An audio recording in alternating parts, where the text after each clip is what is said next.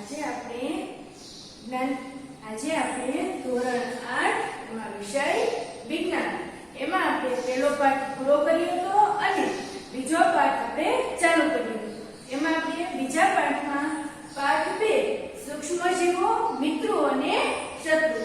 શું તો એમ કહે છે કે સૂક્ષ્મજીવો કેવા છે તો કે ઘણા સૂક્ષ્મજીવો આપણા મિત્રો પણ છે અને ઘણા સૂક્ષ્મજીવો આપણા શત્રુ પણ છે કે જે આપણને હાનિ પહોંચાડે છે, હાનિકારક છે, રોગ કરે છે.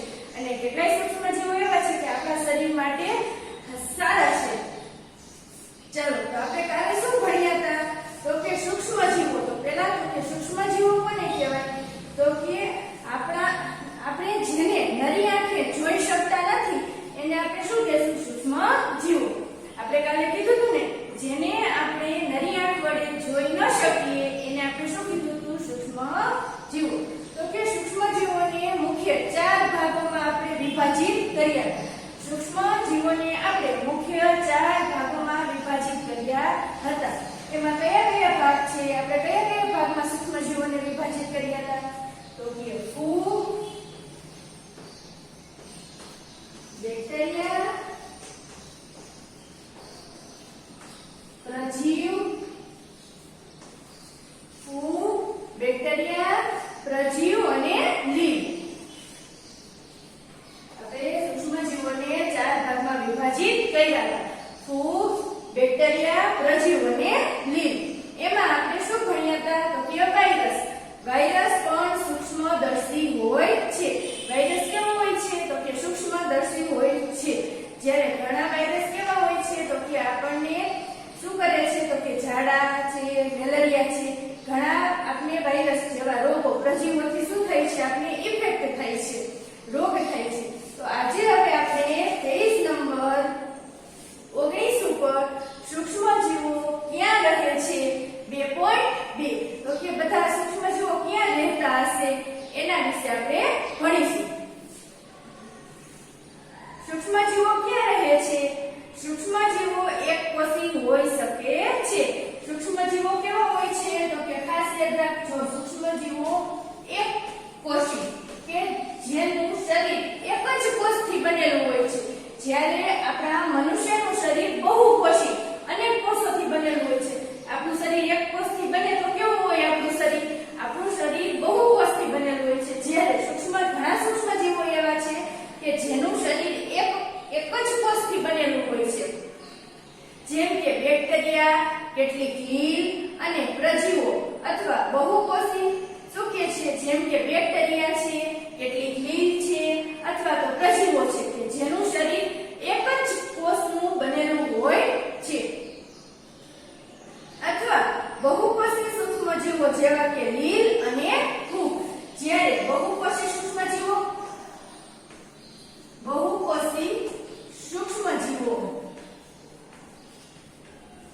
ખાસ યાદ રાખજો, બહુકોષી સૂક્ષ્મજીવોમાં શું આવશે તો કે ફૂગ અને લીલ. ફૂગ અને લીલ કેવા હોય છે તો કે બહુકોષી. જ્યારે એકકોષી સૂક્ષ્મજીવોમાં શું કીધું તો કે બેક્ટેરિયા અને કેટલી લીલ. લીલ ઘણી એવી હોય છે કે જે એકકોષી હોય ને ઘણી લીલ એવી પણ હોય છે કે કેવી હોય છે? બહુકોષી. એટલે લીલ બંનેમાં આવશે. તે બરફીલી ઠંડીથી ગરમ પાણી, બરફીલી ઠંડીથી એટલે એકદમ હિમાલયમાં આપણે હિમાલય પર્વતમાં જઈએ તો પણ અહીંયા બેક્ટેરિયા હોય. -11 -10 ડિગ્રી ટેમ્પરેચરે પણ શું હોય? બેક્ટેરિયા રહેતા હોય છે. આપણને ન ખબર હોય પણ આપણે અહીંયા જઈને જોઈએ ને તો પણ ઈ ઠંડીમાં પણ બેક્ટેરિયા રહી શકતા હોય છે. તો કે બરફીલી ઠંડીથી ગરમ પાણીના જરા એટલે એકદમ ગરમ આમ ધગધગતા 100 સેલ્સિયસ ટેમ્પરેચરમાં પણ શું હોય? બેક્ટેરિયા રહેલા હોય છે. એમ કે છે કે ગરમ પાણીના જરા તથા રણથી લઈ એટલે કે એકદમ આમ સૂકું રણ હોય. આપણે જોઈએ કે આપણે કચ્છનું રણ છે, સાઇબેરિયાનું રણ છે કે જેમાં માણસો પણ ઉનાળાની એટલી ગરમી હોય કે રણમાં રહી ન શકતા હોય એવી જગ્યાએ બેક્ટેરિયા રહી શકે છે. અથવા તો દલદલયુક્ત ભૂમિ. દલદલયુક્ત ભૂમિ એટલે કે દરિયા કિનારાની આજુબાજુમાં કાદવ કીચડ રહેલો હોય. ઈ આપણે તળાવ હોય તો તળાવની આજુબાજુમાં શું હોય? કાદવ કીચડ હોય. એવી જ રીતના દરિયા કિનારાની આજુબાજુમાં શું હોય? કાદવ કીચડ હોય. એ જગ્યા ઉપર પણ બેક્ટેરિયા જેવા પ્રત્યેક પર્યાવરણમાં ટકી શકે છે. અતિ ઠંડીમાં પણ રહી શકે, અતિ ગરમીમાં પણ બેક્ટેરિયા રહી શકે અને દલદલીયું કે કાદવ કીચડવાળી ભૂમિમાં પણ રહી શકે છે. સૂક્ષ્મજીવો તો તે મનુષ્ય સહિત અન્ય પ્રાણીના શરીરમાં પણ જોવા મળે છે. સૂક્ષ્મજીવો આપણા શરીરમાં પણ રહેલા હોય અને પ્રાણીના શરીરમાં પણ રહેલા હોય છે. ઘણા સૂક્ષ્મજીવો કેવા હોય છે કે આપણા શરીરમાં દરરોજ રહે અને આપણને આપણા શરીરના પાચનમાં અથવા તો કોઈ પણ જરૂરિયાતમાં એ મદદ કરે છે. અને ઘણા સૂક્ષ્મજીવો શું હોય છે તો કે આપણા શરીરમાં આવીને આપણને રોગ કરે છે. કેટલાક સૂક્ષ્મજીવો અન્ય સજીવો પર આશ્રિત હોય છે. ઘણા સૂક્ષ્મજીવો એવા હોય છે કે કોઈ સજીવ ઉપર જ રહેતા હોય, બીજે ક્યાંય ન રહી શકે. ક્યાં તો કે સજીવો ઉપર જ રહેતા હોય છે. જ્યારે કેટલાક સ્વતંત્ર સ્વરૂપે જોવા મળે છે અને કેટલા એવા હોય છે કે સ્વતંત્ર સ્વરૂપે હવામાં રહેલા હોય, આપણા વાતાવરણમાં રહેલા હોય છે, આજુબાજુમાં ઘણા સૂક્ષ્મજીવો એવા હોય છે. અમીબા જેવા સૂક્ષ્મજીવ એકલા રહેતા હોય છે. જો આપણને અમીબાની આકૃતિ પેજ નંબર 18 ઉપર પ્રજીવ તરીકે આકૃતિ 2.3 માં દર્શાવી છે. તો કે અમીબા કેવું હોય તો કે આવી રીતના અમીબાની રચના થાય છે. અમીબા કેવું છે તો કે એક કોષી છે. અમીબા જેવા સૂક્ષ્મજીવો એકલા રહેતા હોય છે. જ્યારે ફૂગ તેમજ બેક્ટેરિયા વસાહતમાં રહે છે. ખાસ યાદ રાખજો, ફૂગ અને બેક્ટેરિયા. ફૂગ અને બેક્ટેરિયા વસાહત એટલે ઘણા બધા સમૂહમાં રહેતા હોય. આપણે કેમ એક ઘરમાં બધા સમૂહમાં રહેતા હોય એવી જ રીતના ફૂગ અને બેક્ટેરિયા કેવી રીતના રહેતા હોય તો કે સમૂહમાં રહેતા હોય. જ્યારે અમીબા કેવું છે તો કે એકલું રહેતું હોય. પછી આપણે 2.3 ઉપર બધાને આ સમજાઈ ગયું. સૂક્ષ્મજીવો ક્યાં રહે છે? ક્યાં રહે તો એકદમ અતિ બરફીલી ઠંડી જગ્યા ઉપર પણ, અતિ ઠંડા વાતાવરણમાં પણ સૂક્ષ્મજીવો રહી શકે અને એકદમ ગરમ પાણીના જરામાં પણ સૂક્ષ્મજીવો રહી શકે અને રણમાં પણ રહી શકે સૂક્ષ્મજીવો ને દલદલયુક્ત એટલે કાદવ કીચડવાળી જમીનમાં પણ સૂક્ષ્મજીવો રહી શકે છે. સૂક્ષ્મજીવો અને આપણે તો કે આપણી સાથે કેવી રીતના સૂક્ષ્મજીવો રહે છે? સૂક્ષ્મજીવો આપણા જીવનના મહત્વપૂર્ણ ભૂમિકા ભજવે છે. શું કહે છે તો કે સૂક્ષ્મજીવો આપણા જીવનમાં કેવી એક મહત્વની ભૂમિકા ભજવે છે. તેમાંના કેટલાક આપણા માટે લાભદાયી હોય છે. કેટલાક સૂક્ષ્મજીવો કેવા હોય છે તો કે આપણા માટે લાભદાયી હોય છે અને કેટલાક સૂક્ષ્મજીવો કેવા હોય છે આપણને હાનિકારક પણ હોય છે અને કેટલાક હાનિકારક અને રોગકારક હોય છે. ઘણા એવા હોય છે કે આપણને રોગ કરે છે. ચાલો આપણે તેનો વિસ્તારથી અભ્યાસ કરીએ. હવે આપણે શું કરવાનું છે તો એ બધા સૂક્ષ્મજીવોનો આપણે વિસ્તારથી અભ્યાસ કરવાનો છે. ઉપયોગી સૂક્ષ્મજીવો. સૂક્ષ્મજીવોને વિભિન્ન કાર્યોમાં ઉપયોગમાં લેવામાં આવે છે. વિભિન્ન એટલે તો કે અલગ અલગ કાર્યોમાં આપણે સૂક્ષ્મજીવોનો ઉપયોગ લઈએ છીએ. તેનો ઉપયોગ દહીં, બ્રેડ તેમજ કેક બનાવવા માટે કરવામાં આવે છે. આપણે શું કરીએ તો કે દહીં બનાવવું હોય તો આપણે શું કરીએ? છાશનું મેળવણ નાખીએ. એમાં પણ સૂક્ષ્મજીવો રહેલા હોય છે. બ્રેડ બનાવવા માટે આપણે શું કરીએ? આથો લેવો પડે. કેક બનાવવા પણ શું થાય? સૂક્ષ્મજીવોનો ઉપયોગ કરવામાં આવે છે.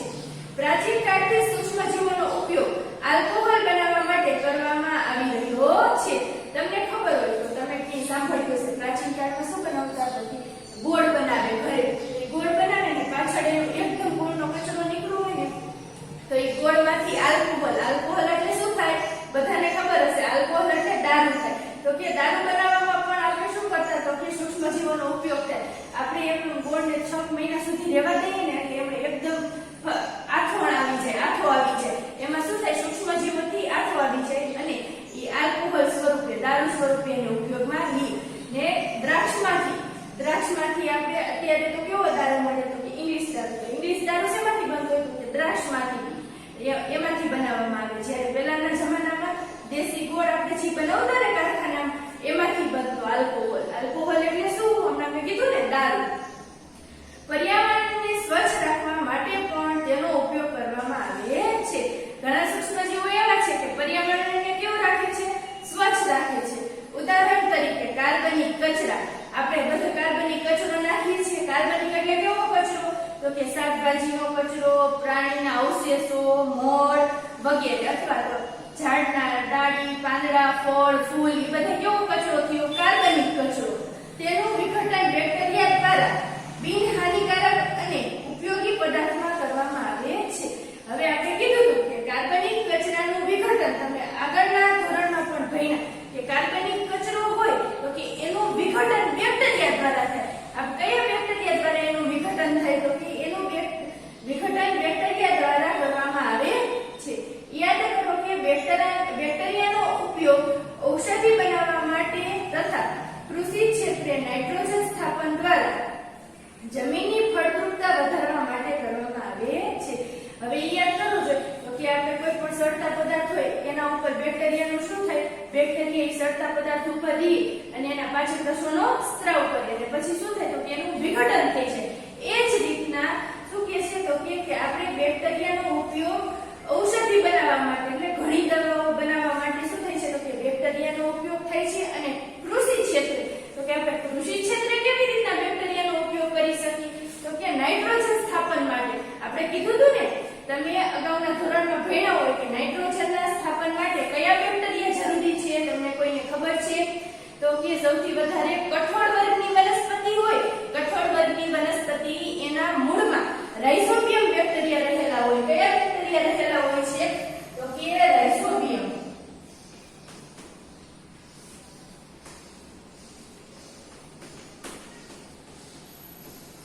રાઇઝોબિયમ નામના બેક્ટેરિયા રહેલા હોય છે, જે શું કરે છે? તો કે જમીનમાં નાઇટ્રોજનનું સ્થાપન કરે છે.